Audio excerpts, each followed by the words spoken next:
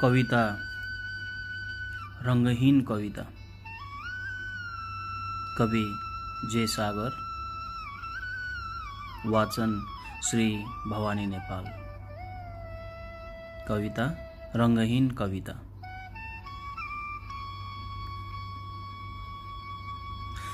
आउनुहोस् न दाजै, आउनुहोस् न दाजै, यसपालि एउटा रंगहीन कविता लेखौं। आउनुहोस् न दाजै, यसपालि एउटा रंगहीन कविता लेखौं। कति लेख्नु राता मान्छेका कथा, कति लेख्नु सेता मान्छेका कथा। फलानो ट्राभल्स र रेस्टुरेन्टको प्रायोजनमा अघोषित जय नेपाल र लाल सलामको मुठ्ठीभित्र च्यापिएर कति लेख्नु प्रायोजित कविता।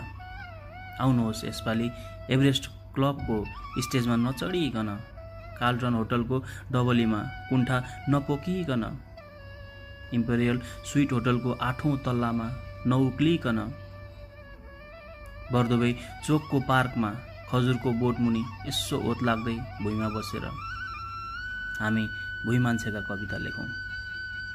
आउनुहोस् न दाजै, यसपालि एउटा रंगहीन कविता लेखौं। त्यो कविता हामीले अघिल्लो हप्ता मात्र ओढेको पहेँलो, हरियो, सेतो, रातो, नीलो, खादा जस्तो रङ्गीचङ्गी नहोस्।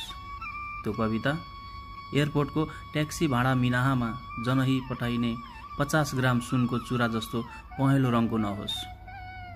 त्यो कविता आफ्नो अनुकूलतामा परिवर्तन गरिने हुन्डीको कालो र सेतो परिभाषाको रङभन्दा अलि फरक होस्। उदाहरणको लागि मानौ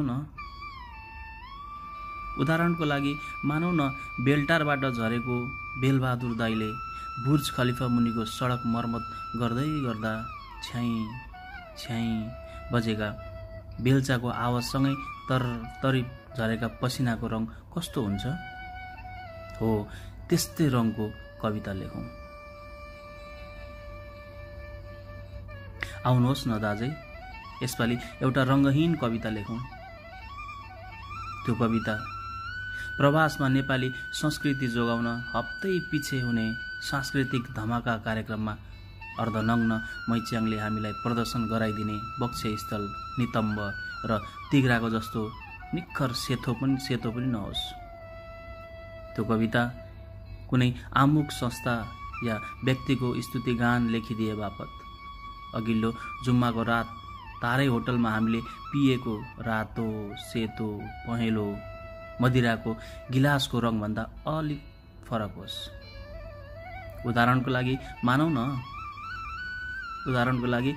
न रसल खेमाको ऊ परबाट देहातमा खदामा काम गर्ने खादबारीकी खिल कुमारीले वर्षौंपछि आफ्नो गाउँले भाइलाई अल्गुबेवा मेट्रो स्टेसनमा भेटेर सेलरोटी र आलुको अचार खुवाउन पाएको असीम आनन्दमा उनको मुहारको क्रान्तिको रङ कस्तो हुन्छ हो, त्यस्तै रङको कविता लेखौं। आउनुहोस् न दाजै, यसपालि एउटा रंगहीन कविता लेखौं।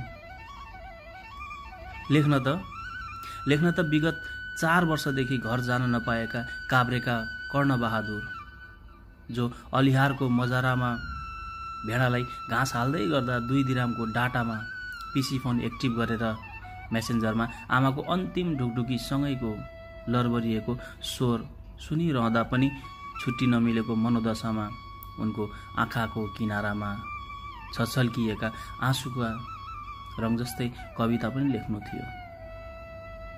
भइगयो, यसलाई तपसिलकै विषय मानौला। तर एकपल्ट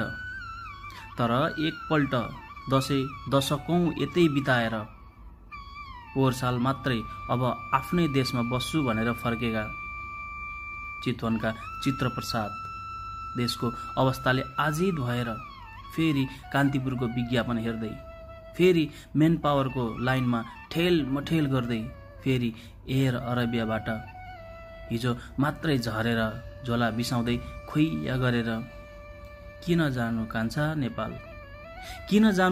नेपाल, के छ र त्यहाँ, म त हात गोडा चलुन्जेल यतै बस्छु भन्दै गर्दा उनको अभिव्यक्तिमा पोखिएको त्यो पीडाको रङ कस्तो हुन्छ त्यो नैराश्यताको रङ कस्तो हुन्छ, त्यो सुस्केराको रङ कस्तो हुन्छ, त्यो उदासीनताको रङ कस्तो हुन्छ। हो ठ्याक्कै त्यस्तै रङको कविता लेखौँ। आउनुहोस् न दाजै, यसपालि एउटा रङ्गहीन कविता लेखौँ। एकपटक, मात्र एकपटक आक्रोश, अहम, आफ्नोपन, आत्मरति, अभिलाषा, आसक्ति, आग्रह र आशीर्वाद बिर्सेर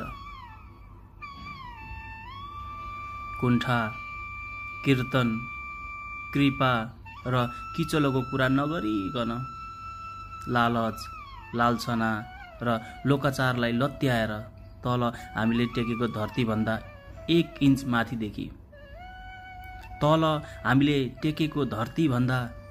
इन्च माथिदेखि माथि हाम्रो आँखाले देख्ने आकाशभन्दा 1 इन्च तलसम्मको शून्यतामा कस्तो रङ देखिन्छ। तल हामीले टेकेको धरतीभन्दा 1 इन्च माथि हाम्रो आँखाले देख्ने आकाशभन्दा 1 इन्च तलसम्मको शून्यतामा कस्तो रङ देखिन्छ। हो, त्यस्तै रङको कविता लेखौँ। आउनुहोस् न दाजै, यसपालि एउटा रङ्गहीन कविता लेखौँ। कवि जे सागर, वाचन श्री भवानी नेपाल।